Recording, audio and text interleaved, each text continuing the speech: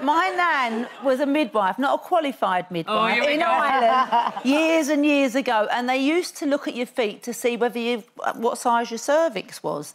So if you had small feet, this is what my nan used to say. And so if you had small feet, the chances are that you'd have a small cervix and you wouldn't be able to pass the baby properly. You'd need a caesarean. So yours would have just plopped out like I don't believe never heard that before. I don't. Let's ask the audience. Anyone in here with size? Let's go the other way. Size 3 feet who's given birth without a caesarean. Lady up there. You had a caesarean. There you go. Or anyone with Dennis Street-Porter's got size 9. Oh. If you got big feet and you had a... You had a caesarean. Oh. See? It's rubbish. It's rubbish. That lady had a caesarean. Well, We've got one on and one off. I know, yeah. God, I love a scientific experiment. I really do. This is the best story. Pull up a chair and listen. It always happens to me, doesn't it? So, Fake Bake, my friends, threw me this amazing baby shower. They brought entertainers down. So, do you know the Bright family? Yeah, Lydia and from Towie. They're amazing. They're lovely, aren't they? Oh, what a lovely family. So I invited them, and me and Debbie got this ritual. Every time we see each other, we have a dance-off. That's Lydia's mum, isn't it? That's Lydia's mum, yeah. And so last time she won, so I wanted to see if I still had it. So I went crazy and I dropped down to the floor. I think they call it a drop. I better not. You can say slut drop. You can say slut drop. I slut drop. And as I slut dropped, he was up here and he just went woo like that. And so he went straight right down, and his head was in my womb. And well, won't you? Your head was in the womb the whole time. You know what? He turned. Yeah. Did he move to the canal? He moved to the canal. That one. And I thought, did he turn around and then engage? Because obviously they dropped in. Yeah, but where I was dancing so vigorously, because I didn't want Debbie to win this dance-off, he took the bag with him, so he tore the bag. So your waters broke? Well, sort of. So I went to the toilet and I came back and I went, Deb, I said, I'm either really sweaty or my waters have just broke. She went, don't worry, she said, it's hot in here. Keep going, love. What was it like when you saw him first? Honestly, it was the weirdest morning of my life. Yeah. Her sister works in the ward next door, so Gemma come in. What happened so fast? Like, Gemma was like, right, I'm going to put the gloves on to help give birth. And she turned around, it was like a slip and slide. It was like, boom. It was like, wow. It was like, straight away. Honestly, I'm not even joking. Like, there was no... It was just... Like, we nearly had to catch it. We nearly had to, like... I was like a wicket keeper. It's our first ever, I think, loose baby. Really? Oh, I think so. Really? I think so. Oh, my goodness. Because you know you've actually got to give birth live on air. Have they told you that? We all want to be there with you. Yeah. You got married pregnant, didn't you? Yeah, got married pregnant. You were pregnant at your own wedding. Yeah. I was pregnant at the wedding, which was... don't ever do that. And then when I had this baby, look, that is exactly how I felt. It's like... and I'd had her for about a week, and I thought, oh, my God, I can't go to the pub. and because Mark and I, in that 4 months before I got pregnant, had done a lot of pubbing and clubbing and all of that. And I was 38. I should have grown up, but I wasn't. And I remember saying about a week into Mark, you know, you can go to the pub. Why don't you go to Soho? Go to Soho and meet up with everyone and go for them. And he went, oh, are you sure? Yeah, I'm sure. You really sure? Yeah, I'm sure. He went out. As soon as he closed the door, I was just with this baby on my breast, just wanting stuff. And I just sat there crying my eyes out, going, I can't go to the pub. I can't go to the pub. I think it is. Here's your big debut, Reg. Hello. I'm going to show it. What I do is I keep everything. I email it to him. Yes. So when he's older, he can look back and he can You email it? We set up a little email account for him. Little Rexy. He's growing by the minute, Stacey. I know, it's so sad, isn't it? Oh, it's incredible. Looks like he's enjoying the lights. I think he's just spotted Nadia. Auntie Nadia. So how's it been? Because, of course, the last time we saw you, we were all geared up to have a baby shower for you, and we ended up having a baby shower without you. I've never had FOMO like that in my life. Yeah, so I finished the show and then went into hospital and had a baby.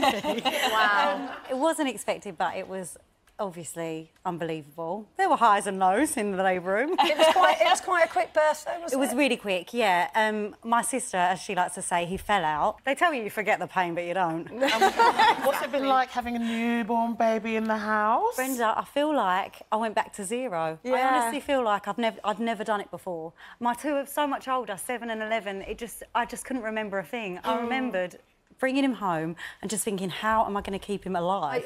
Because I remember somebody, when I had my first daughter, someone gave me a pair of baby socks before I'd had the baby. And I remember looking at it thinking, oh, my God, I'm going to fill these socks. It was a really weird thing. So when I was pregnant, I put 2 little pairs of baby socks in separate envelopes. We took them out to a restaurant, handed them over, and the older girl sort of went, what, like this? And the younger one, who was about, I don't know, 11, she just suddenly went, oh, my God, they've had sex. And put her head down on the table where it stayed. Oh, he's got a two-piece suit on. Yeah. Oh, my gosh. Well, he's a loose of a mascot, isn't he? Because if you think about it, I said I was pregnant coming on the show, and then I had a gender reveal. So he was on this show when he wasn't even born. And then when he first came in, when he was so tiny, I just literally can't believe it. Now you're wearing a tie. Cool. Yeah. I know. Yes. Yes. And he's so happy. Yes. So it just goes to show, I mean, you know, even if you're together or not together, as long as they're all right, he's happy as anything, and I couldn't be prouder. He's just the best thing ever. Well, he's a testament to your good mothering. Thank you. Thank you. He's so sweet. He's very I had the boys in hospital, and then when I was older, when I had Kira, and they really, really convinced me to go for a home birth with Kira. Yeah, they were like, you should have her at home. You know, your first 2 pregnancies were fine, and there should be no problems, and it's much nicer at home, and you can have the family there, and then you're in your own bed, and you know where you get wrapped up and you think, oh yeah, it'd be lovely, it'd be lovely, and then they brought all the stuff round when it was near my due date, but then she went over my due date, and then you're not allowed to have a home birth. And honest to God, from the moment I got in the hospital, I thought, thank God I didn't have her at home. Because I was like, if you don't put an epidural in this back, I swear to God, I'm going to kill you.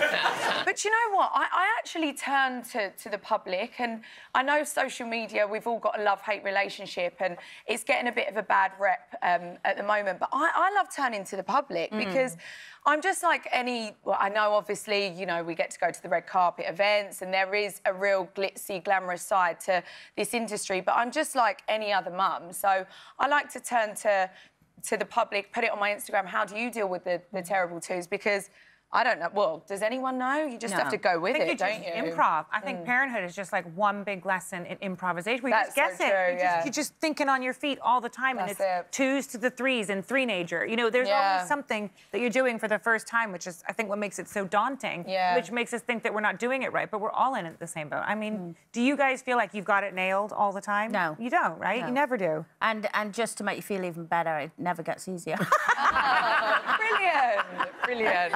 Well, changing a nappy on an aeroplane. Oh my goodness. Oh, then you get somebody else who changes their baby's nappy next to you. You know, if you're, so you're in the aisle and then they change it and you think, be tolerant, come on. We've all been there. Yeah. If you're on an airplane, could you get the stewardess to do like a tannoy thing? Ladies and gentlemen, we've had an announcement from seat 31A. If anyone would like an extra £5 to go towards your crisps, because that's how expensive they are on this flight, you can go and change that baby's nappy. I still like the smell of my baby's poo. Oh, you are weird. Battery and just like... it's a bit like us, because if you're breastfeeding your baby, I think their poo smells... I bet they smell of Jack Daniels with you. Both my babies were a full-on natural position. What is the full-on natural position? On your back, you're going to go... It's going to go along. It's got to go up. I think maybe you should demonstrate. I mean, it's got to go... OK, you two, get up then. I need two powerful, empowering women. Don't touch my nipples, OK? Come here.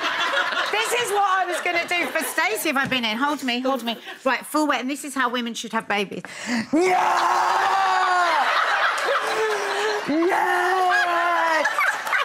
That was the first one.